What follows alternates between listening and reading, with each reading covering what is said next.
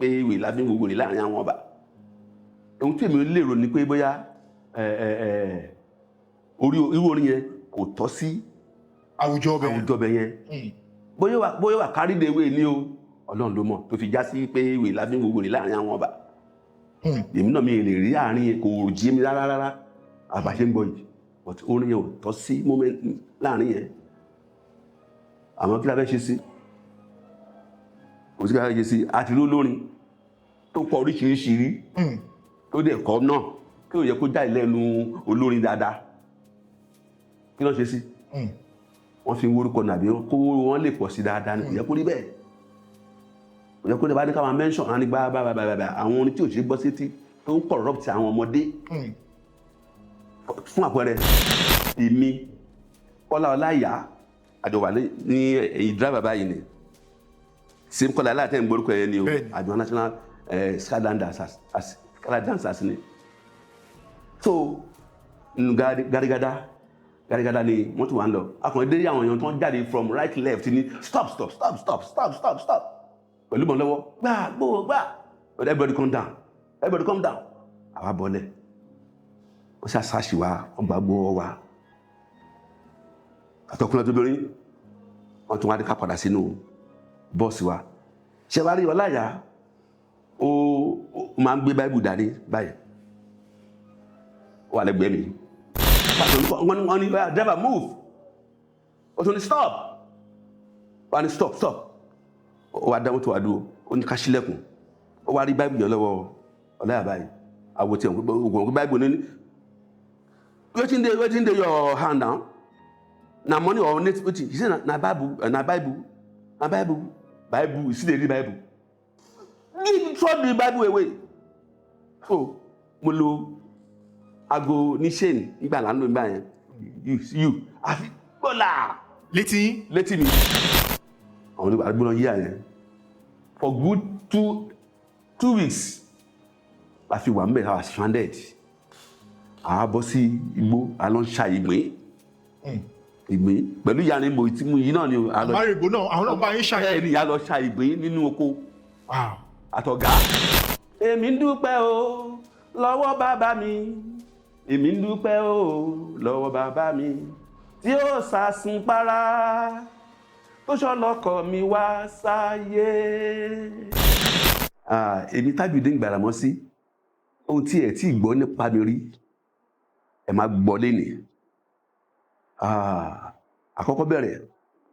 mo lọ sí skul alákọ̀ọ́bẹ̀rẹ̀ ní Lagos Island Fasiloma Primary School ní Òjògíwá ó súnmọ́ Jàǹkàrà ó súnmọ́ Ọ̀nàlà a bí mi ní 1953 2nd November ní Bínúyọ̀ ní Island nísàlẹ̀ gangan gẹ́gẹ́ bí mo sọ ilé ẹ̀kọ́ alákọ̀ọ́bẹ̀rẹ̀ mi ní Island ní Fasiloma mo kúrò ńbẹ̀ mo lọ sí Ansarudeen School mo kúrò ńbẹ̀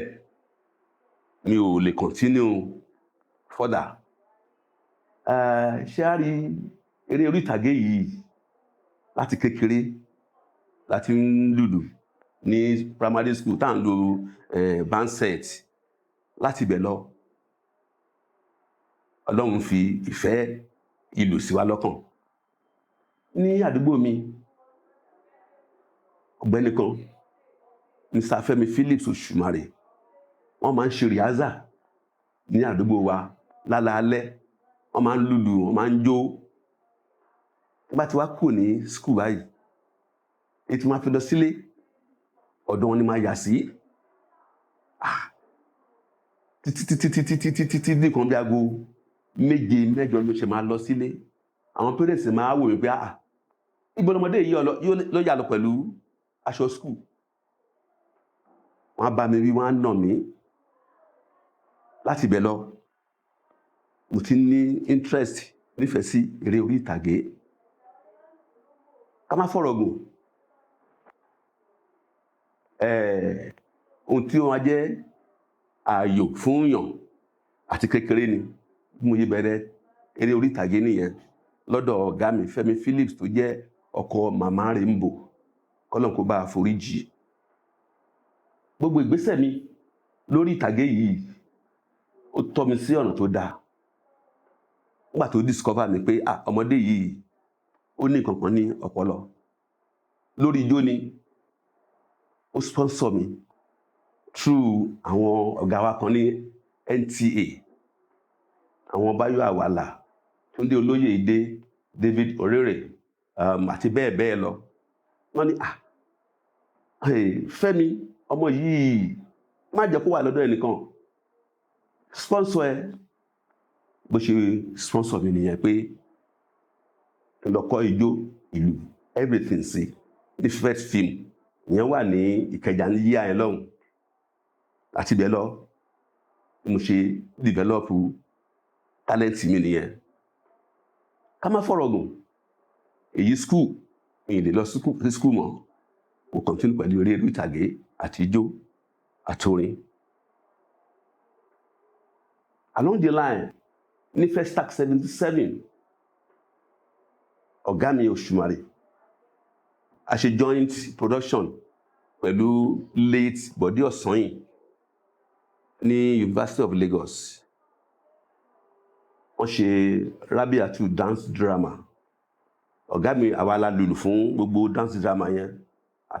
an hour plus program ní a showcase during the Festac 77. So after the 77 Festac, late Chief Aboderin kọ́nà kó bá a fọ̀nù kẹ́, ó fẹ́ dá dance group sílẹ̀ ní Punch ní Ìkẹjà.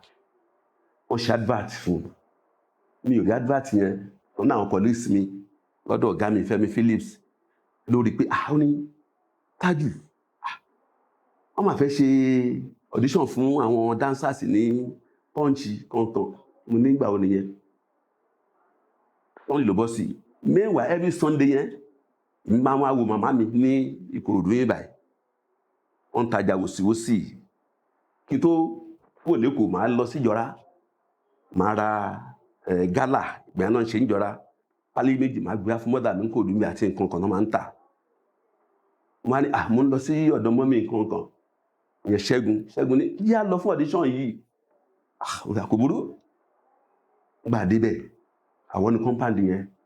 àti bá èrò rẹpẹtẹ, àwọn ọmọ Fẹlá, àwọn gbogbo kí ló dé tó yìí, over 200 artists. Àjókòó ọ̀pẹ́ náà ni máà náà dé, àmọ̀ pé lórí oko nìyẹn. Chief Late Aboderin ló gbé báskẹ́ẹ̀tì yìí kan dání. Ó yá ó ní ẹ bọ́ síbí, ó rán Ìbàdàn báyìí, ẹ bọ́ síbí, ẹ bọ́ síbí, ẹ bọ́ síbí. Ó wá ní ẹ máa mú ní kankan, ẹ máa mú ní kankan. Nọ́mbà ni o, àbẹ̀sí ní mú nọ́mbà, àmú nọ́mbà. Àwa tó over 200 people. Àwọn wọlé ní mẹ́wàá. Ó ti invite àwọn dancers, Evro, Pocklin and Lizzie Ajose lórúkọ àwọn méjì, ìkan obìnrin kan ọkùnrin. Bá ti wọlé hall yẹn, ìlú wà ń bẹ́ẹ̀. Ẹni tó bá lè ṣe, tó bá lè kọrin anything, wọ́n á ní kò ṣe. Bàṣepọ̀ yẹ kọ̀mí jọ́nà lọ́nu yẹn. Mo lùlù, mo kọrin, mo jó. At the end of the day, wọ́n wá pè gbogbo padà. Wọ́n ní àwọn tí wọ́n mú nìyí o, wọ́n yìí tó máa dí wọn kú o. Fortunately mo wà láàrin àwọn tó mú yẹn. Wọ́n settle wa, wọ́n fún wa lówó mọ́tò àpadà. Wọ́n ní ká padà ńjọ́ kejì. Lọ́rọ̀ kan ṣá bí mo ṣe di one of the foundation member Skylark dancers ní yíyá yẹn nìyẹn ní 80. Báyìí bẹ̀rẹ̀ nìyẹn ṣá, láàrin yẹn a ṣe oríṣiríṣi performance. Meanwhile kọ́nà kó foríjì lady tó kọrin yìí, Chrissy Essien, ó jẹ́ ìyàwó general manager Punch gbà yẹn. Ìgbà yẹn ló release record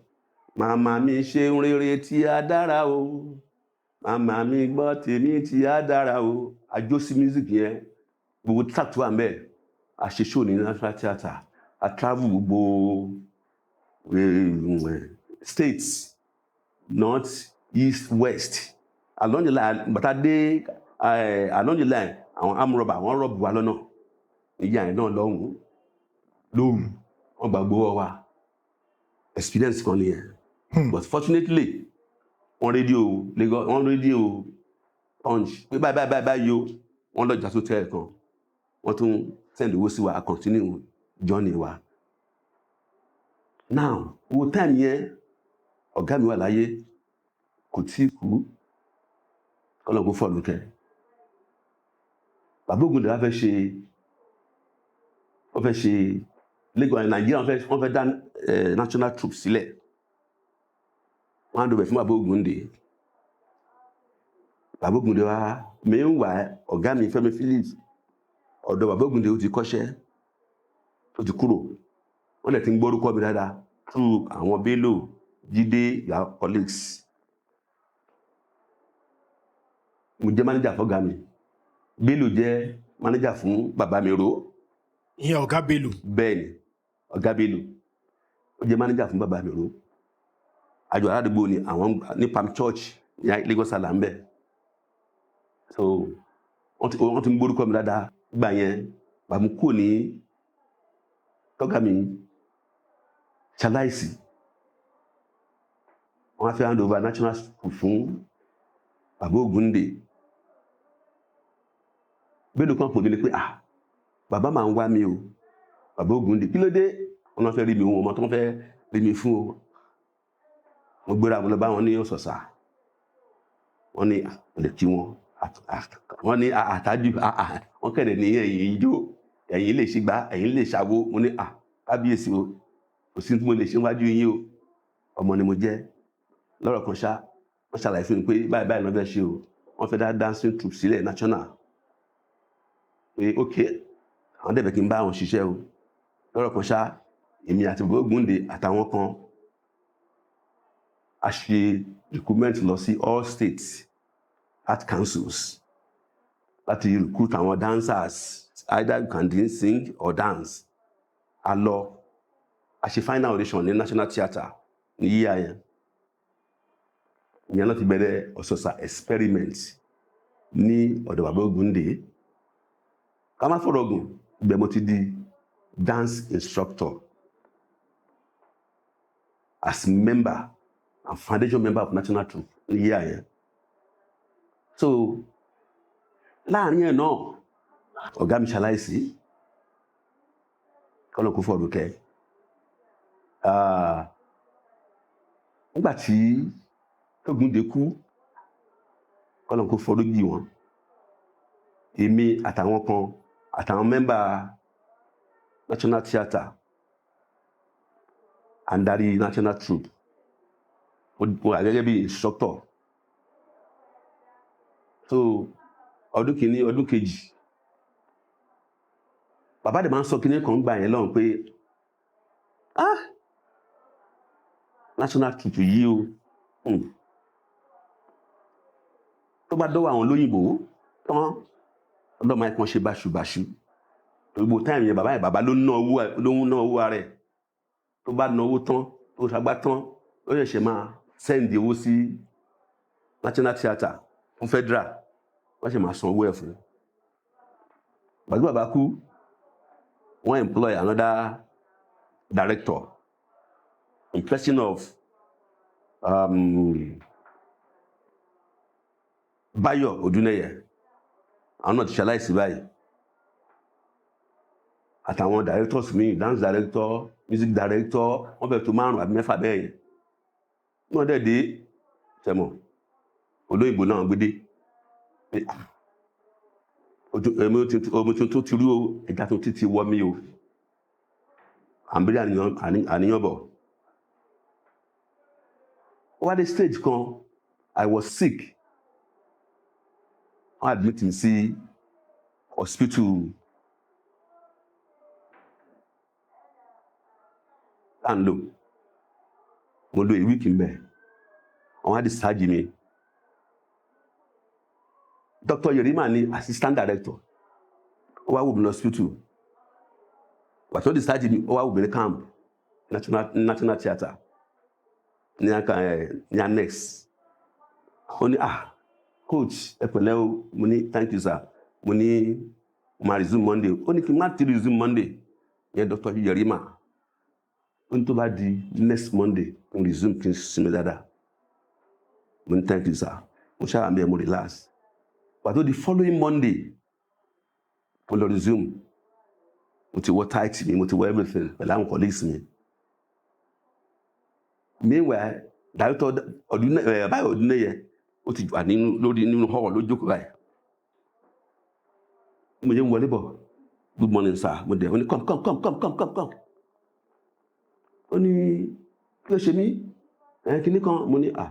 mo sick ní sir mo dẹ̀ ṣe wọ́n discharge me last week wọ́n dẹ̀ ní kí n relax for another 1 week ó ní no tó bá fẹ́ ṣiṣẹ́ kó ṣiṣẹ́ yìí ẹni tó máa sick yìí ṣe gbá ó ṣàbẹ̀rẹ̀ sí ní sọ̀rọ̀ meanwhile gbogbo àwọn ọmọ tí mò ń train wọ́n wà lọ́ndà mi wọ́n wà ní hall ó ṣàsọ̀rọ̀ sí mi gan bẹ́ẹ̀ sọ tán ọkàn dẹ̀ walk out nínú hall yẹn cinema hall 2 National Theatre mo dẹ̀ jáde bẹ́ẹ̀ n padà sí harness mo jókòó for 30 minutes mo kàn bọ́ gbogbo tight tí mo wọ ni nígbà mo bọ̀ mo jáde kí ni màá ṣe ọ̀dọ̀ Bello mo lọ straight ní àti tẹ̀bí ó ní báyìí ló máa ṣẹlẹ̀ ó ní kí ló dé mo ní bàbá yẹn ṣe máa ń ṣe nìyẹn kò yí sọ̀rọ̀ anybody wọ́n á ní kí ló máa ṣẹlẹ̀ ń sìn mo ní ma resign mo ní ma resign no yíyan náà mo tender letter fún secretary ẹni kí ló dé coach kí ló dé tí wọ́n bá mi dá ní mo ní wọ́n bá mi dá mo ní ẹ̀jẹ̀ máa lọ mo yẹ fi national sílẹ̀ nìyẹn meanwhile àwọn members wọn mọ̀ pé wọ́n ti filẹ̀ after a week wọn kàn lọ sí harness wọn lọ mú aṣọ mi níkọ̀ọ̀kan later kan máa gbọ́ báyìí wọ́n ní ọkùnrin announce ni ìyẹn production manager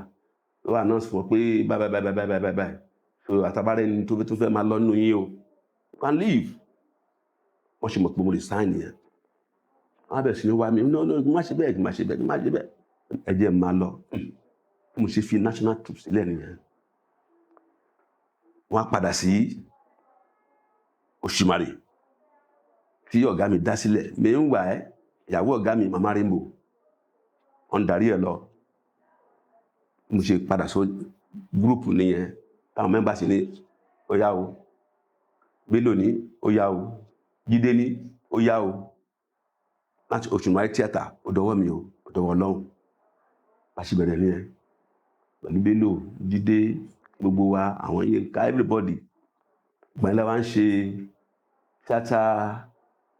theatre week every Sunday every weekend National Theatre nígbà yẹn Òṣùmàrè á ṣe Òjó Ládípò á ṣe Jídé Kòsókó á ṣe àwọn Yínká àwọn Yínká Quadri group wọn á ṣe every week and ṣe meanwhile all the production èmi ni mo ń ṣe opening glare ijó àti music orin tí ma kọ fún àwọn Yínká ọ̀tọ̀ ti Jídé ọ̀tọ̀ tiwa ọ̀tọ̀ with different dances every weekend báyìí bẹ̀rẹ̀ nìyẹn gbogbo táìmì náà wà ní Màmá Òṣùmàrè wọ́n ń pe Mama Rainbow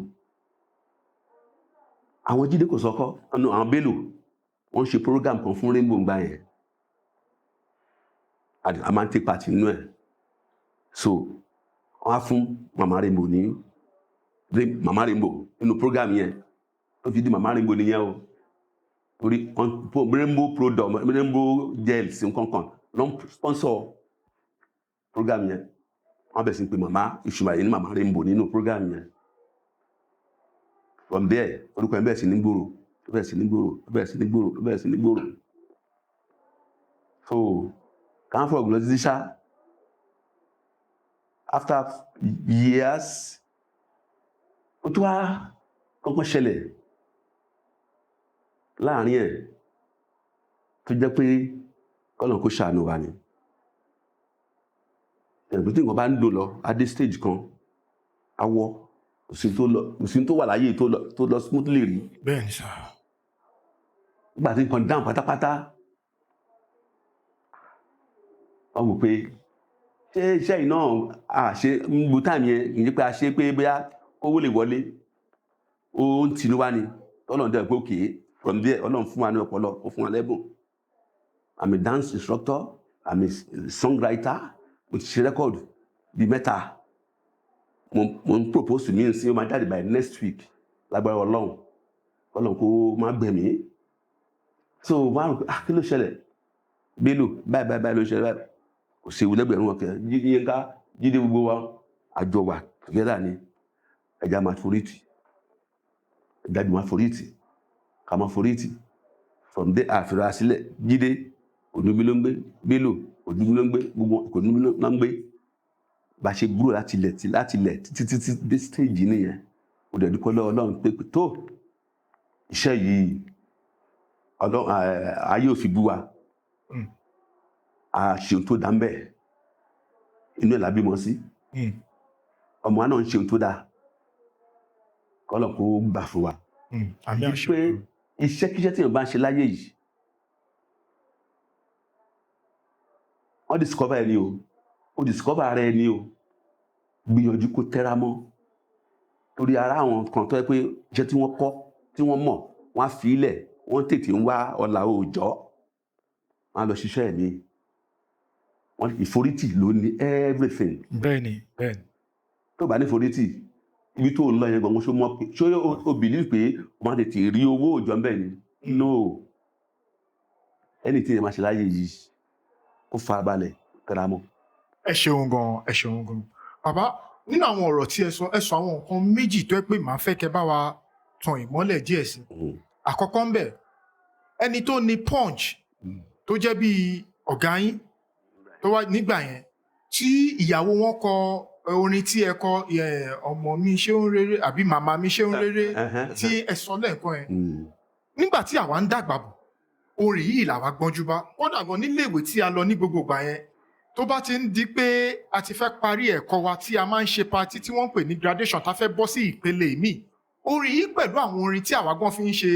drama tá fi ń ṣe choreography tá fi ń yin àwọn ìyá wa nígbà yẹn. Bàbá ìbéèrè mi wá ní pé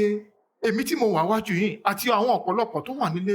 wọ́n lè má mọ̀ nǹkan tó ṣẹlẹ̀ sí màmá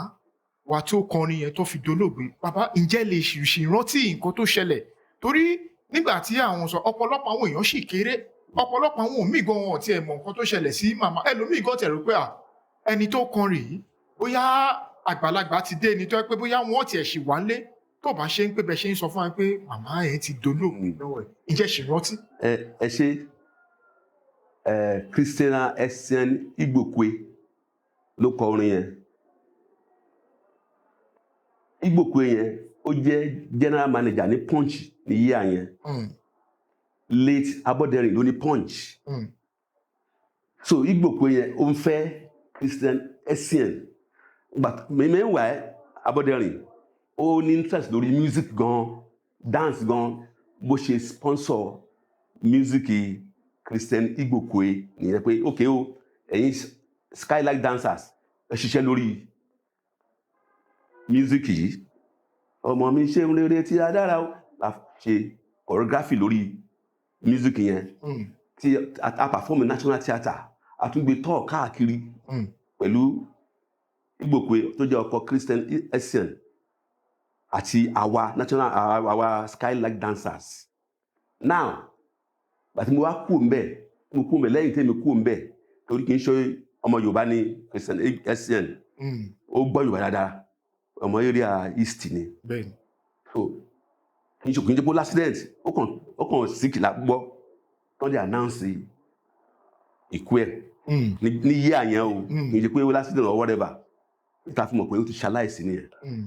ẹ ṣeun gan bàbá nígbà tí ẹ ń gbórin káàkiri tẹ́ fi ń lọ àwọn other states ẹ fi yé wa wípé kódà gan ó tó gbà kan tẹ́ pé àwọn adigunjalè tí wọ́n dá yín lọ́nà nínú àwọn ìdojúkọ kan tí ẹ bá pàdé yẹn bàbá ǹjẹ́ ṣe rántí bí nǹkan yẹn ṣe ṣẹlẹ̀ àti pé nígbà tí nǹkan yẹn ṣẹlẹ̀ báwo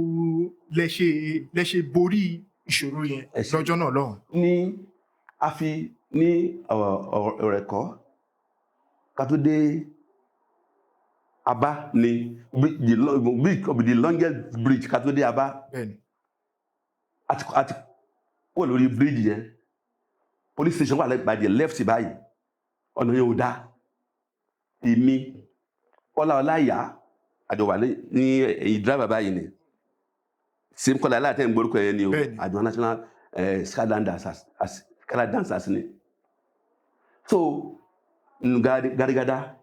gàdígàdá ni wọ́n tún wà ń lọ akọ̀rin dé àwọn èèyàn tó ń jáde from right left ni stop pẹ̀lú bọ̀ lọ́wọ́ gbà everybody calm down àwa bọ́lẹ̀ wọ́n ṣàṣàṣì wa wọ́n bá gbọ́ wa àtọkùnrin tó lórí wọ́n tún wá dé ká padà sínú bọ́ọ̀sì wa ṣe wá rí Ọláìyá ó máa ń gbé báìbù dání báyìí ó wà lẹ́gbẹ̀ẹ́ mi pàtó wọ́n ní driver move ó tún ní stop wọ́n ní stop ó wá dáwọ́ tó wà dúró ó ní ká ṣílẹ̀kùn ó wá rí báìbù yẹn lọ́wọ́ Ọláìyá báyìí àwọ̀ tí ògùn báìbù ní wetin dey your hand now na money or native wetin he say na bible you still dey read bible you throw the bible away so mo lo aago ní chain nígbà lánàá nígbà yẹn you àfi gbọ́là létí mi ọ̀là láyé náà àfi gbọ́là you move your this thing back àti ring your everything bó ṣe gbà lọ yún ẹ nìyẹn àtọ́ ń lọ ìkànnì wa sá ọjì ó sá náà tún ní pé ibi tó ń sá lọ inú ìrànlọ́ bọ́ sí àwọn tètè mọ̀ àwa padà sí police station yẹn lọ report àwọn ọlọ́pàá pé báyìí ìṣẹ̀lẹ̀ sí wa ó ní na so then they do they hear the gunshot na so then they do padà sí ibẹ̀ ibẹ̀ láwà àwa ń retí ọjì o Isaac àṣé inú ìrànlọ́ bọ́ sí after some hours wá ṣá jáde wa òun náà wá sí police station yẹn bó bá ń bẹ̀ nìyẹn wọ́n ní bó lọ wà ní òun sá ní kó lè escape nínú àlọ́ wọ́n ṣá mú lọ sí àwọn ọlọ́pàá yẹn wọ́n mú lọ sí ibi tó ṣanra tó ti wẹ̀ police station ṣá la wà mọ́jú láti wọ́n gba rédíò Èkó báyìí ìṣẹ̀lẹ̀ o kàtó wá continue journey yẹn second day. Ẹ ṣeun gan bàbá kódó ti ń pé gbogbo ìgbà tí wọ́n fi lọ lọ complain yẹn àwọn ọlọ́pàá wọn because bẹ́ẹ̀ ṣe sọ ẹni ọlọ́pàá police station ò jìnnà sí ibẹ̀ yẹn àwọn ọlọ́pàá ò dẹ̀ gbìyànjú pé káwọn tiẹ̀ lọ síbẹ̀ bóyá rescue. gbàtàn wọn tó adọ́dọ̀ wọn ni wọ́n ṣe máa ń ṣe nìyẹn wọ́n ní wọ́n ṣe ń ṣe nìyẹn sódẹ̀ lè lò. bàbá ẹ má bínú sà ìbéèrè tí màá béèrè yìí ìyẹn ń pé gbogbo nǹkan tó ń ṣẹlẹ̀ nílùú yìí àti ó ti pẹ́ tírú àwọn nǹkan báyìí tí ń ṣẹlẹ̀ tó pé tá a máa rí pé wọ́n ń jalè níbì kan táwọn ọlọ́pàá dẹ̀ máa wà nítòsí ibẹ̀ tí wọn ò dẹ̀ ní gbìyànjú láti sọ pé kọ́ débẹ̀. bàbá ìbéèrè mi ni pé kí lẹ̀yin rò pé ó lè fa nǹkan yìí kó yẹ pé àwọn tí a pè tó yẹ pé àwọn tó yẹ kó máa dáàbò bò wá tó dẹ̀ máa rí pé ewu ń ṣẹlẹ̀ sí àwọn ènìyàn tó yẹ pé wọn ò dẹ̀ ní débẹ̀ wọn ò ní kọbi ara sí tó máa wò pé bó bá ṣe wù wọ́n ni kó ṣe yín. bàbá kí lẹ̀yin rò pé ó lè máa fa àwọn nǹkan wọ̀nyí tó jẹ́ pé àwọn tó yẹ kó máa dáàbò bò wá wọ́n sá nídìí iṣẹ́ tó yẹ pé wọ́n yọ̀ láàyò láti máa ṣe. ẹ ṣe ẹrí ìbéèrè tẹ̀bẹ̀rẹ̀ yìí díẹ̀ lọ́wọ́ ìjọba díẹ̀ lọ́wọ́ aráàlú díẹ̀ lọ́wọ́ àwọn ọlọ́pàá yẹn gangan fúnra wọn torí wọ́n ní bó ti wà ní àti tìkọ́ ṣe bẹ́ẹ̀ ni yóò máa rí tí ayé àìnípẹ̀kun àwọn ìjọba tẹ bá rí àwọn adigunjalè ń sìn táwọn adigunjalè ń bì kan tẹ bá rí tó wà lọ́wọ́ wọn ibo náà ti ń rí kó dáàbò bò wá ohun tó wà lọ́wọ́ wọn ò tó tí àwọn adigunjalè ń lò yes tá ń fẹ́ kú nínú wọn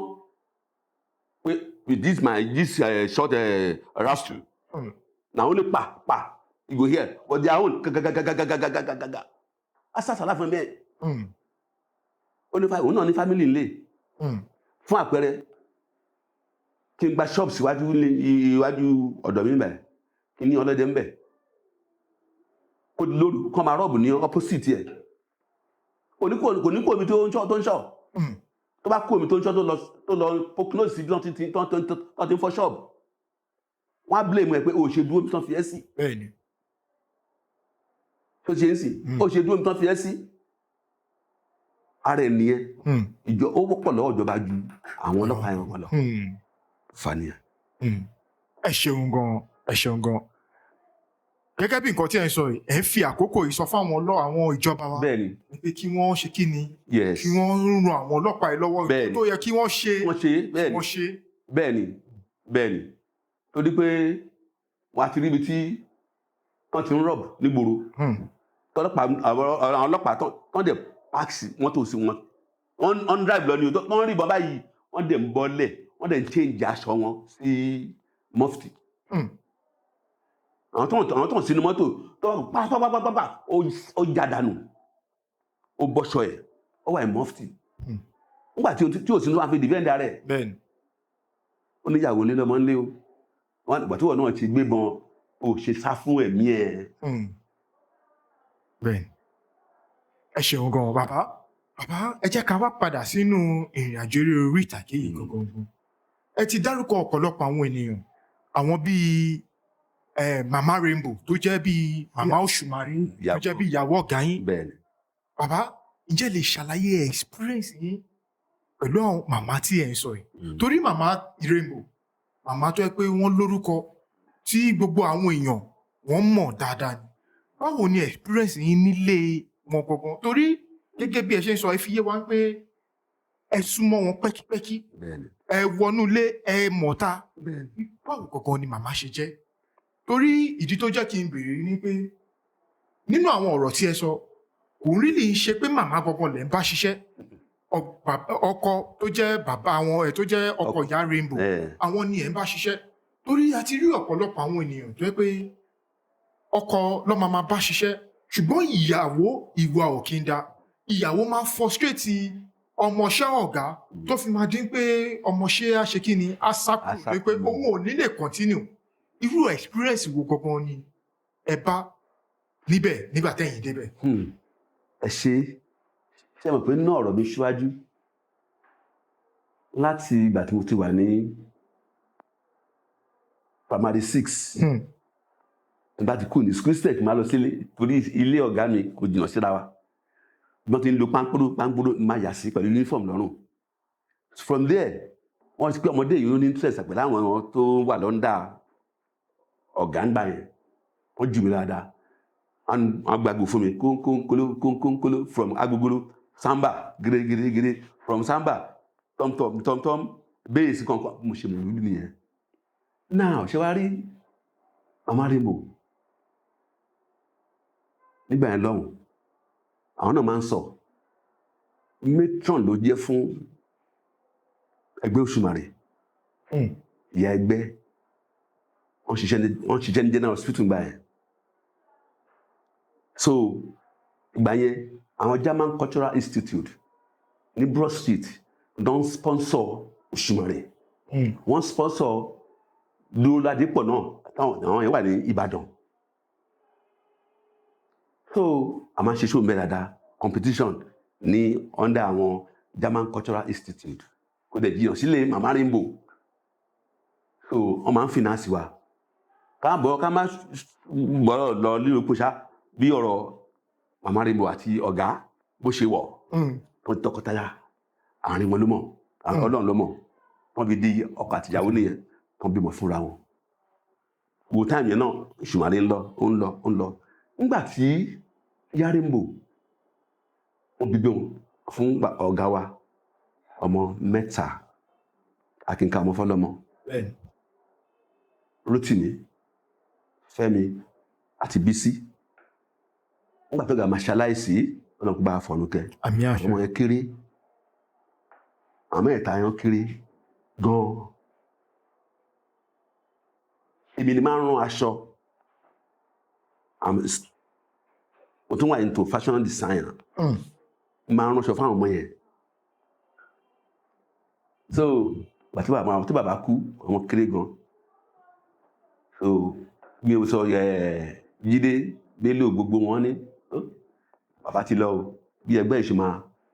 bí ó ṣe ní dàrú ó wà lọ́wọ́ gbogbo wa sọ bẹ́ẹ̀ fúnra àti Jídé àti Bello gbogbo wa bá ṣe wọnú ara pọ̀ nìyẹn láti ilẹ̀ náà èmi mo jẹ́ ẹnìkejì sí ọ̀gá mi Bello ó jẹ́ ẹnìkejì sí ọ̀gá ẹ̀ àwọn ọ̀gá méjì dẹ̀ níkẹ̀ ọmọ area kan náà ni wọ́n ní Àfìjíò ní Ọ̀yọ́ state èyí ọ̀gá mi ọmọ awẹ́ èyí ọba àmìró ọmọ Fìdítì ní abilọ́ra either Fìdítì or Ìlọ́ra ní bàbá àmìró so bá ṣe close nìyẹn nígbà tó ga aṣaláìsí aṣáàrùn mọ́ abẹ̀sí ní bá tíátà Òṣùmàrè lọ à ń ṣe television program à ń ṣe fíìmù a ṣe fíìmù bíi mẹ́ta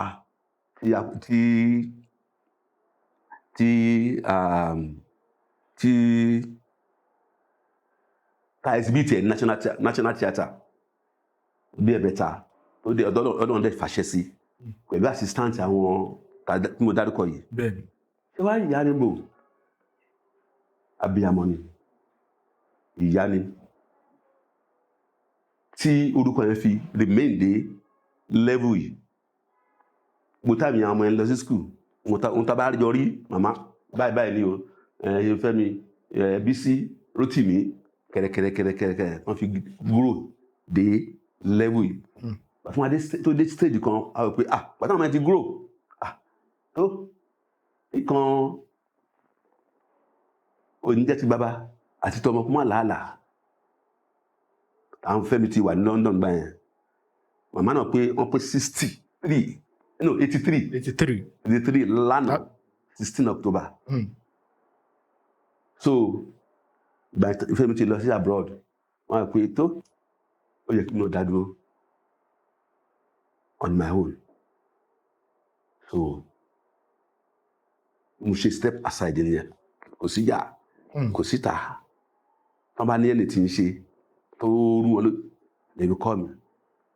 gbogbo àwọn ọmọ tó ń wà lọ́ndà Mama Rainbow tó ń kọ́ṣẹ́ ń bẹ̀ kò sí kankan nínú wọn tó máa fẹ́ ṣe freedom tí wọ́n bá rí mi wọ̀n ní mọ́jọ́ ṣé yín sà bẹ́ẹ̀ ni sà wọ́n á ní ẹlẹ́sọ fún kóòtù o ìjọba yìí wọ́n fún ọ lọ́jọ́ màá dẹ̀ wà ń bẹ̀ mo gbọ́dọ̀ wà ń bẹ̀ pẹ̀lú àwọn tèmi náà so relationship yẹn ó yìí wà nígbà tó ní last year wọ́n fẹ́ ṣe remembrance dáàdi wọn 40 years sí bàbá kú Fẹ́mi dé bó ṣe ń dé airport báyìí ló pè mí ó ní dáàdi báyìí mo ní ta ló ń sọ̀rọ̀ ó ní Fẹ́mi wo ní Fẹ́mi Phillips ibo ló wà ó ní wọ́n ṣe wá gbóhùn ní airport mo ń gba nọ́mbà mi lọ́wọ́ Rótìmí àti Bísí airport tó yẹ wà yẹn ó lò fẹ́ àrí mi nì mo ní fẹ́ àrí ṣé kò lé ó lò fẹ́ àrí mi ṣá lọ́la mo ní kò sí wàhálà pàtó dijọ́ kejì pàtó máa fi dókòwò ń bọ̀ nípa bí ara ń fọ̀ mo ní má wà lé ni wọn jẹ́ kó di ọ̀la kó tètè kúrò nílé torí hold up àmì tó hold up ní lọ́nà wá sí Kòròdú ó lè dijọ́ kejì wa òun ló wá sọ fún mi pé báyìí wọ́n fẹ́ ṣe 40 years bàbá wọn kú pé àṣà sọ̀rọ̀ à discuss ẹ̀ wọ́n ti ṣe iv wọn nǹkan mo sọ fáwọn Bello gbogbo wa èmi àti ẹ̀ àjọ̀dọ̀dọ̀ Bello àjọ̀dọ̀ Jídé Kòsọ́kọ́ àwọn tó jẹ́ ààrí nǹkan àbáwọn lọ́fíìsì sókèlè mọ̀ pé cordiality yẹn ó yí wà síbẹ̀ so mo ti wish mama happy birthday èmi mo sọ ń sè pé àná birthday wọn happy birthday so ó bá di next month nísìnyí náà on the 2nd day November àwọn náà celebrate mi. Wow. So bí ó ṣe ń lọ láti ìgbà yẹn náà ni títí di wákàtí ọ̀wẹ́. Bẹ́ẹ̀ni. Bàbá ẹ má bínú pé mo ṣì wà lórí ibi ẹ̀yẹn ǹjẹ́ ẹ ṣì rántí nǹkan tó jẹ́ bí ìyàlẹ́nu tí Mama Rainbow tí wọ́n ṣe fún yín tẹ̀wọ̀n pé ṣé pé àwọn èèyàn ṣì ní ọkàn báyìí tí wọ́n ṣe fún yín tẹ́ pé tẹ́ bá ṣì ń sọ̀rọ̀ tẹ́ bá ṣì rí àwọn èèyàn ẹ ṣì máa sọ tún sọ láìmọye ìgbà pé ẹ lérò pé màmá lè ṣe irú nǹkan báyìí ǹjẹ́ ṣe ẹ rántí nǹkan yẹn. mo sọ lẹ́ẹ̀kan mo ní apart from pé wọ́n bá ní theatre line. Bẹ́ẹ̀ni. pàtó gàgbé àlàyé mo gbọ́n ní ó kéré gan. yàtọ̀ sí pé mo tún bá iṣẹ́ tailoring nílé tó lọ mo bá ṣe tẹ́lọ́rì nílé nínú fámílì Animal Ṣàngó yìí. Màmá rí pé màmá ló mú mi ọ̀gá mi ló ní kí màmá mú mi lọ sọ́dọ̀ ẹni tí mo kọ́kọ́ lọ kọ́ṣẹ́ lọ́dọ̀ ẹ̀ ní New York Street ládùúgbò wa mẹ́rin lẹ́kọ̀ọ́ nítòsí ọ̀nà ọ̀la. Mo ní mo ní àìdíà nǹkan máa rìn káàkiri apart from theatre. Àdọ̀jọ́ débẹ̀ báyìí ọ̀gá mi Sùmáyà ló ń jẹ́. Àdọ̀jọ́ débẹ̀ mo ní àyẹ́dẹ̀ mọ́ mi dáadáa bẹ́ẹ̀ mo ṣe mo lọ kọ́ tẹ́lọ́rìn ní ọ̀dọ̀ ìyá rẹ̀ ìbọ̀lájọ́ lọ síbẹ̀ níbẹ̀ náà lọ́rùn. So ìyẹn ò ṣe gbàgbé. Bẹ́ẹ̀ni. Kò ṣe gbàgbé. Bẹ́ẹ̀ni. Mo yìí up till now mo yìí ṣiṣẹ́ tẹ́lọ̀ mi. Ẹ ṣì ń ṣe. Bẹ́ẹ̀ mo yan. Ẹ dẹ̀ ṣì ń kọrin ẹ ṣì ń ṣe eré orí ìtàgé yín lọ. Kábíyèsí tó ṣe 10 years. Pàtó tí wọ́n fún lóyún ọ̀pá àṣẹ ní yíyá yẹn 10 years ago. Bẹ́ẹ̀ni. CD tí mo ṣe fún màá fún yín sìn ẹ lọ gbọ́ nílé. Mo tún ṣe míì fún ní 10 years tó pé yìí. Ṣé yín sìn yẹn ni pípọ̀ máa release láìpẹ́ yìí. Wow. So I'm still lórí à ń kọrin o à ń jó ó ìwà mẹ́. Agbára ṣì wà. Bẹ́ẹ̀ni ìkan wà ń tà ń sìn pé àwọn ìyá àwọn olórin ìyá wa ní máa ń kì ní kó má kì ìyá wa náà ṣáà bàbá dáràn ni. Bẹ́ẹ̀ ni bàbá náà ń gbìyànjú lómi ṣe mísíkì. Bàá mi èmi ní bàbá tó bí mi lọ́mọ ìrẹ́ ńkọ́ lẹ́yìn Elédùmarè bàbá mi ni bàbá mi jígí mi ni bàbá mi jígí mi ni bàbá mi tí ó gbọ́dọ̀ fọ́ jígí mi ni bàbá mi tó ṣọlọ́kọ̀ mi wá sáyé. So ìyẹn ń bọ̀ lọ́nà. Ó ń bọ̀ lọ́nà báyìí. Èmi ń dúpẹ́ o lọ́wọ́ bàbá mi èmi ń dúpẹ́ o lọ́wọ́ bàbá mi tí ó sàsùn para tó ṣọlọ́kọ̀ mi wá sáyé. Èmi ń dúpẹ́ o lọ́wọ́ bàbá mi bàá mi èmi ní bàbá tó bí mi lọ́mọ ìrẹ́ ńkọ́ lẹ́yìn Elédùmarè bàbá mi ni bàbá mi. Ẹ ṣeun gan bàbá kó tó di pé torí ẹ tútù gbé mi ya bò mí torí ó ní àwọn ìbéèrè kan tí máa fẹ́ ká jọ sọ ṣùgbọ́n kí tó wọnú àwọn ìbéèrè yẹn bàbá gẹ́gẹ́ bí olórin gẹ́gẹ́ bí pé ẹ̀yin náà tún fi sọ fún wọn pé ẹ kọrin fún ọba nígbà tí wọ́n gba ọ̀pá àṣẹ nígbà tó pé 10 years àkọ́kọ́ ẹ ṣorin fún wọn nígbà tí wọ́n pé 10 years ẹ̀kejì ẹ ṣorin fún wọn òun ló fẹ́ jẹ́ kí n béèrè ìbéèrè yìí. Ó ní awuyewuye kan tó ń lọ lẹ́nu ijọ́ mẹ́ta tó yẹ pé nígbà tí nǹkan yẹn ṣẹlẹ̀ ọ̀pọ̀lọpọ̀ àwọn ènìyàn wọ́n faraya wọ́n sọ̀rọ̀ kódà àwọn tó jẹ́ ọmọ bíbí ìlú Ìbàdàn wọ́n sọ pé irú orin yìí kò tọ́ sí ibi tó yẹ ibi tẹ́ ti kọrin yẹn òun ni orin tí Alhaji Taye Currency tọkọ ní àárín àwọn èèyàn jàǹkànjàǹkàn nílùú àwọn àgbàlagbà èèyàn tí wọ́n wà bẹ́ẹ̀ tí orin náà fi sọ pé wèrè la fi ń wo wèrè. Bàbá gẹ́gẹ́ bí olórin bàbá ṣé orin yẹn ṣó tọ́ sí irú ayẹyẹ tí wọ́n ṣe ń bẹ̀? Àti pé kí lẹ rí sí sá. Ẹ ṣe ẹkú làákàyè. Ẹ sá. Ṣé rí wọ́n ní ohun tó bá tọ́ sí ìka tó bá tọ́ sí mọ́ la fi ń rò ó. Bẹ́ẹ̀ni. Ohun tó yẹ àgbékalẹ̀ ló máa ń determine ohun tí wọ́n máa sọ ní àwùjọ. Ohun tó ń ṣe mọ́mẹ́ǹtì yẹn kìí ṣe pé bóyá àwọn kan wọ́n kàn ń ṣe rándanrandan ń bẹ̀ ni. Ohun tí èmi lérò ni pé bóyá irú orin yẹn kò tọ́ sí àwùjọ bẹ̀ yẹn. Bóyá wà carry the way ni o Ọlọ́run ló mọ̀ tó fi já sí pé ìwé lábí gbogbo rẹ̀ láàrin àwọn ọba. Èmi náà mi lè rí àárín kò jí mi rárá àbáṣe ń gbọ́ yìí. but orin yẹn ò tọ́ sí moment láàrin yẹn àwọn kí la fẹ́ ṣe sí kò sí kí la fẹ́ ṣe sí àti olórin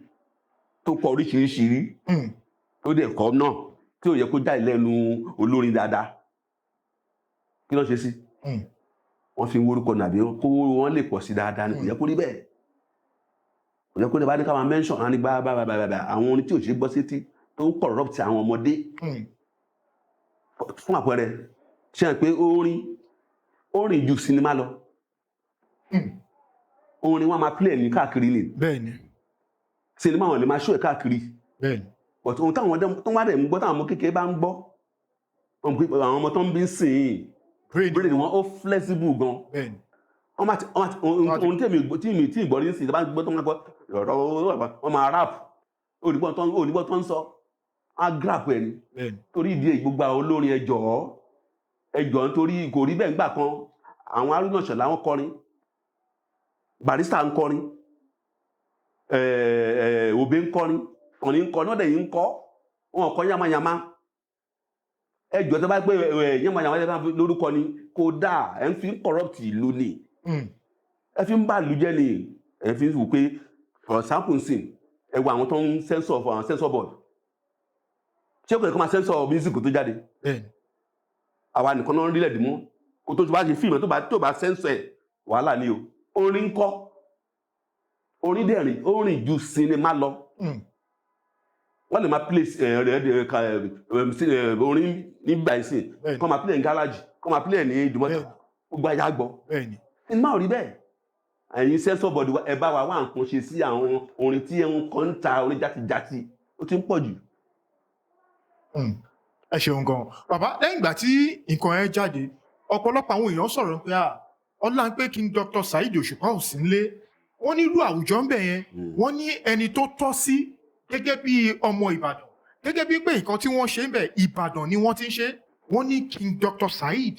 Òṣùpá ló yẹ kó wà ń bẹ̀ torí orin tí wọ́n máa kọ lóòótọ́ nígbà tí King Dr. Saheed dẹ̀ máa dé bóyá wọ́n sí nílé o bóyá wọ́n wà nílé o èmi ò rí àárín ibẹ̀ yẹn ṣùgbọ́n lẹ́yìn ìgbà mo bẹ̀rẹ̀ sí rí àwọn orin míì tí King Dr. Saheed tí wọ́n kọ tí mo wá gbọ́ tí àwọn ọmọ Ìbàdàn tó yẹ pé mo bá pàdé tí wọ́n wá sọ fún mi pé irú orin tí Alhaji Taye Currency kọ ní ibi ìpéjọpọ̀ yẹn o wọ́n ní àwọn ò ní lè mú ìyẹn jáde tó bá dọjọ́ iwájú ní pé èyí tí King Dr. Saheed yìí kọ bàbá ṣé nǹkan tí ẹ rí gẹ́gẹ́ bí àgbàlagbà àti gẹ́gẹ́ bí olórin bàbá ǹjẹ́ ṣé ẹ rí pé nǹkan ọ̀tẹ̀ ló ṣẹlẹ̀ ní ibi bẹ̀yẹn kó tó di pé wọ́n pe Alhaji Taye Currency síwájú King Dr. Saheed Òṣùpá. ẹ ṣe mi ò lè pín lọ́tẹ̀ torí Saheed Òṣùpá ọmọ Ìbàdàn ni. bẹ́ẹ̀ni Alhaji Taye Currency ọmọ Ìbàdàn ni ọmọ Ìbàdàn la méjì agree pé bóyá Saheed ló fẹ́ pè kò sílé á pè é indigene ni wọ́n dẹ̀ lè má pè kán pé aráàta but òun náà pè yẹn ọmọ ìlú ni ṣé wàá rí orin tí mo sọ lẹ́ẹ̀kan sí àgbékalẹ̀ garden tí èèyàn bá wà ló máa determine tó máa kọ lórin. bẹ́ẹ̀ni. àwọn lè máa ṣèyàwó sí ìyàwó ń ṣèyàwó kẹ máa lọ kọrin òkú mẹ kódà tó ṣe ń sìn. bẹ́ẹ̀ni. ó kò sọ ọ̀tẹ̀ òsì mẹ́yẹn pé bóyá nítorí wípé ọmọ ìlú làwọn méjèèjì. bẹ́ẹ̀ni. ẹ ṣeun gan-an bàbá ẹ ṣeun gan sa ẹ kú làákàyè sa bàbá lẹ́yìn ìgbà tẹ́ ti wá bẹ̀rẹ̀ ìrìnàjò orí ìtàgé ǹjẹ́ ṣe rántí àwọn ìṣòro tó jẹ́ má lè gbàgbé tí ẹ bá pàdé tó yẹ pé tẹ́ bá rántí ẹ nígbà ẹ tún wo dáa pé ṣé èmi náà ní ṣé pé mo lè débi tí mo dé lọ́jọ́ títò ní ẹ tún máa fi ògo fún Ọlọ́run ǹjẹ́ ṣe rántí àwọn ìṣòro má lè gbàgbé tí ẹ bá pàdé. ó pọ̀ rẹpẹtẹ kọ́nà kó forí jọ̀gá mi lẹ́ẹ̀kan sí. àmì àṣẹ Ọlọ́run. mo ní àwọn German Cultural Institute náà sponsor wa ó sponsor gúúpù Òṣùmàrè lọ sí gbogbo West Africa àbí láti Kútọ́nù láti Kútọ́nù Lomé Sunyani Cameroon by road ni o àwa dé bọ́dà afẹ́wọ̀ Cameroon yes afẹ́wọ̀ bọ́dà between Cameroon and this country alo a week ní bọ́dà yẹn kò sówó kò sí nǹkan kan mọ́ pẹ̀lú yàrá ìbò ẹ̀fì gbogbo wa àtọ̀gá mi kò sówó kò sí ẹni tí wọn dẹ̀ jẹ́ ká wọlé. Fortunately a padà sí gbòòrò àwa wá agboolé àwọn Yorùbá lọ Yorùbá compound bẹ́ẹ̀ni làwa lọ àbí 15 àti dírẹ́fà wa charity ìgbà yẹn mọ́tò charity ọ̀nà ìgboro àwọn àgbọ̀nà yíyà yẹn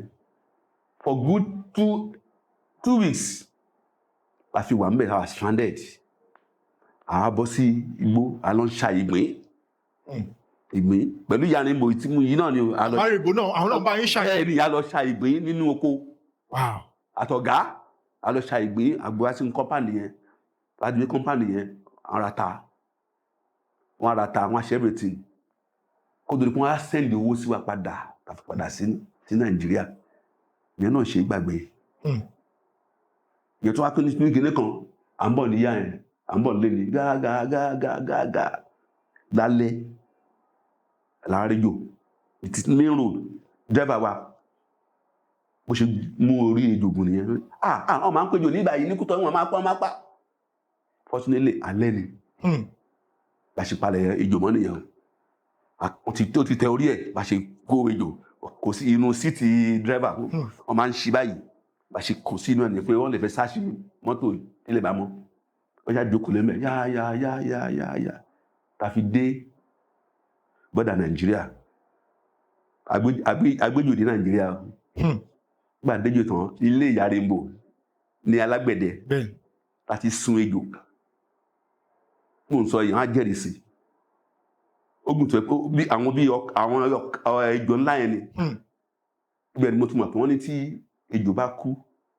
wọ́n bá já irun ajá sí lára a move tó ti kú do 3 for 4 days irun ajá tẹ bá fi sí lára báyìí ààrẹ àmì kí ló fà á bàbá Ọlọ́run lè mọ̀ àṣẹ Ọlọ́run nìyẹn àṣẹ Ọlọ́run nìyẹn ejò ajá màmá ń sin ajá ń yí àyẹn wọ́n dẹ̀ ẹja tí àìwó bó ṣe máa rí àdẹ̀já àfi sí ara ẹ̀jọ̀ báyìí ó mì báyìí. ejò tó ti kú láti bẹ́ẹ̀ ọjọ́ 3 sí 4. bẹ́ẹ̀ni ọpẹ́ ni fọ́lọ́run alihamdulilayi. ọpẹ́ bàbá látìgbà tẹ́ ti wá bẹ̀rẹ̀ ìrìn àjò yìí ǹjẹ́ ṣì rántí sinimá tí ẹ ṣe àbí kẹ̀ tí ẹ bá ènìyàn ṣe tó dàbí pé sinimá yẹn ló gbé yín jáde tí àwọn èèyàn fi mọ̀ yín gẹ́gẹ́ bí eléré orí ìtàgé. ẹ ṣe tí mo ẹgbẹ́ ńgbà yẹn à ń ṣe television program 1 hour ní LTV8 13 episode tí kò bá ti parí àti lọ sí kú Badagry àti máa ń lọ ṣe recording yẹn àtún recording mi 13 àṣe ṣe à ń ṣe fún Ìbàdàn à ń ṣe fún wọn lẹ́kọ̀ọ́ Kwara náà à ń ṣe apart from tour ta tó ń lọ every December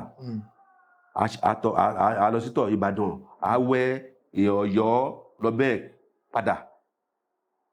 tó ti yẹn bẹ́ẹ̀ ẹ̀mú sinimá tí wọ́n ti jáde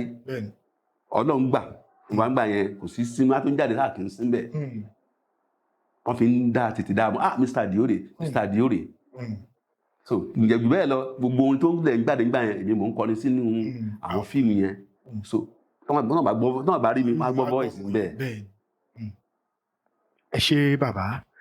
lẹ́yìn àwọn nǹkan tí ẹ ti wá bá wa sọ tó jẹ́ àwọn bíi àwọn ìdojúkọ tí ẹ bá pàdé bàbá gẹ́gẹ́ bíi pé ẹ̀yin náà ẹ ti ń bímọ ẹ níyàwó ẹ̀yin náà ẹ ń bá àwọn ọ̀rẹ́ ṣe kákàkiri ó yá ládùúgbò àbí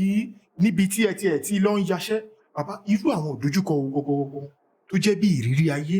tó pé ẹ̀yin náà gbọ́n bá pàdé nílé ayé tó pé ó jẹ́ ohun má lè gbàgbé jẹ́ ṣe ìrántí ìkànnú ẹ̀sà gẹ́gẹ́ bí àgbàlagbà sà. ẹ ṣe ilé tó àlẹ́gbẹ̀ẹ́ wa yìí lẹ́gbẹ̀ẹ́ wa yìí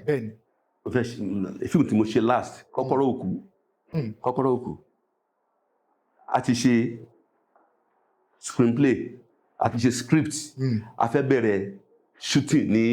next week ṣé ń gbọ́ tẹ́lẹ̀ kejì kan tó di kan tó kọ́ nídàájí akọ̀dé gbáriwo ni ariwo ẹgbà wá lẹ́kejì àwa jáde bàtà máa dé bẹ̀ àti pé ìyá àgbàlagbà kan ló lẹ́sẹ̀ yọ̀ lẹ́nu step ó dẹ̀ róòlù bọ́ sílẹ̀ lẹ̀ wọ́n wá gbé kó tó gbé dé hospital ó ti kú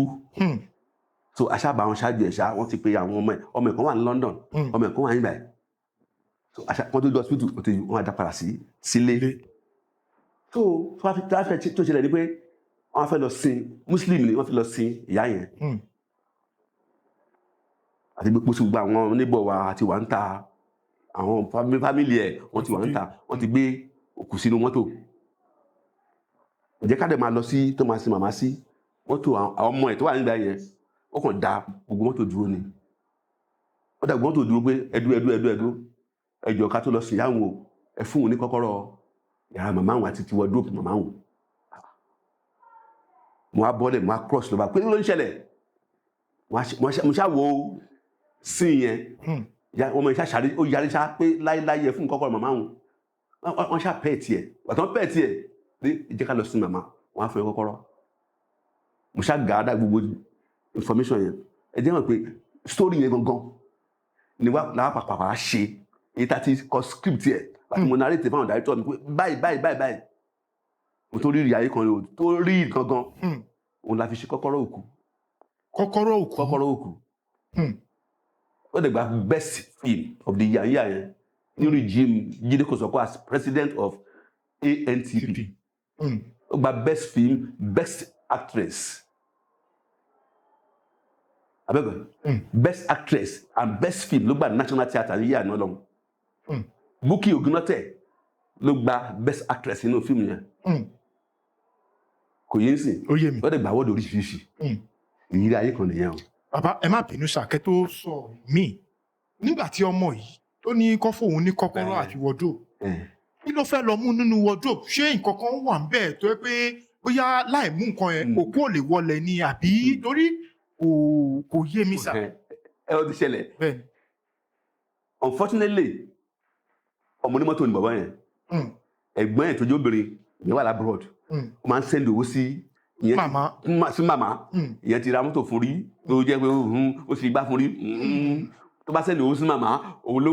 ló ń jí owó màmá ó mọ̀ pé kankan máa wà nínú wardrobe màmá yẹn kó tó di pókú so òun ló fẹ́ lọ ṣe àkótẹ́ kọ́kọ́ rẹ́ di gbogbo ibẹ̀ yẹn wọn dà kò ní wá fún ẹ kọ́kọ́rọ́ jẹ́ kọ́ lọ sí ìyá yìí náà.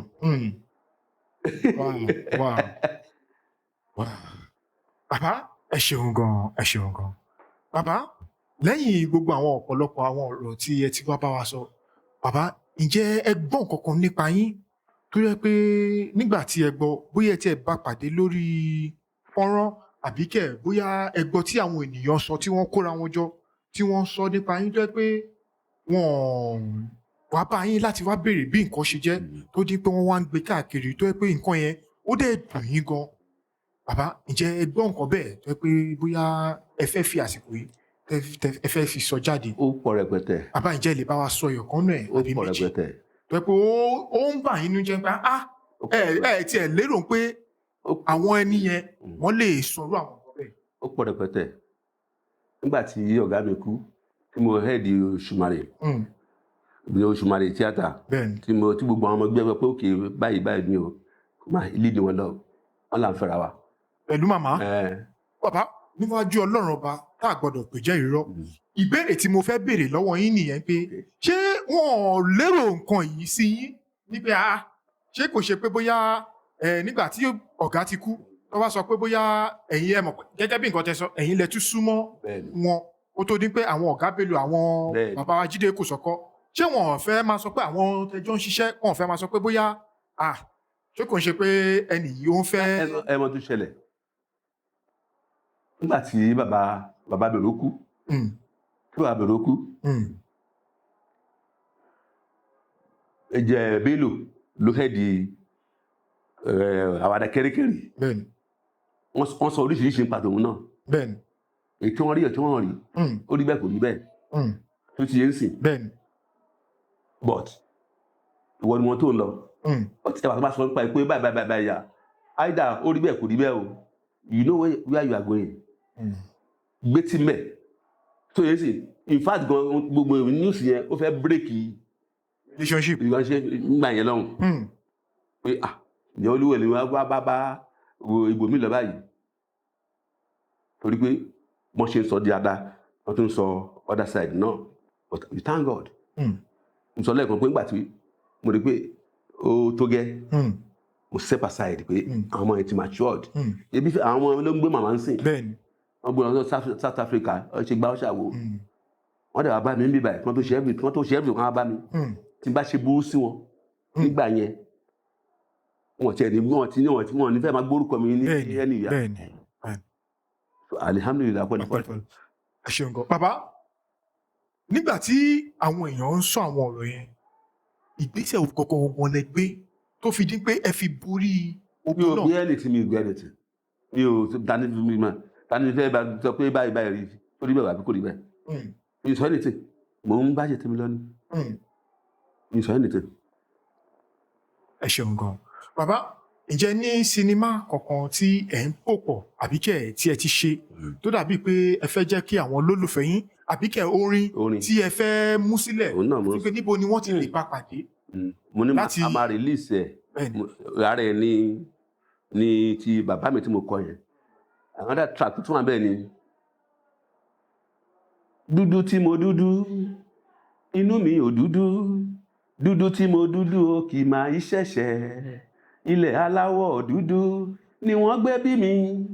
àwọ̀ àmútọ̀run wá mi màmá ni àwọ̀ àmútọ̀run wá mi màmá ni mo dúpẹ́ torí dá mi ní dúdú mi ń dán yàtọ̀ bí koríko etí odò tó ń ṣàn dúdú ni mí dúdú làwọn òbí mi èmi ń fàwọ̀ mi yangàn wípé mo dúdú àwọn kan ń bú mi wọ́n lé mi bàbá dúdú wọ́n lé mi ò jáde wọ́n ní mo kẹ̀rẹ̀ èmi oríta ẹ má má bú mi mọ́ o màmá mi ni mo jọ ẹ má má bú mi mọ́ o dúdú ni bàbá tó bí mi ilẹ̀ aláwọ̀ dúdú la gbé bí mi èmi ń fàwọ̀ mi yangàn wípé mo dúdú wù mí o ó wù mí o àádúmáàdán mo bá ròde àti bẹ́ẹ̀ bẹ́ẹ̀ lọ. ẹ ṣeun gan ẹ ṣeun gan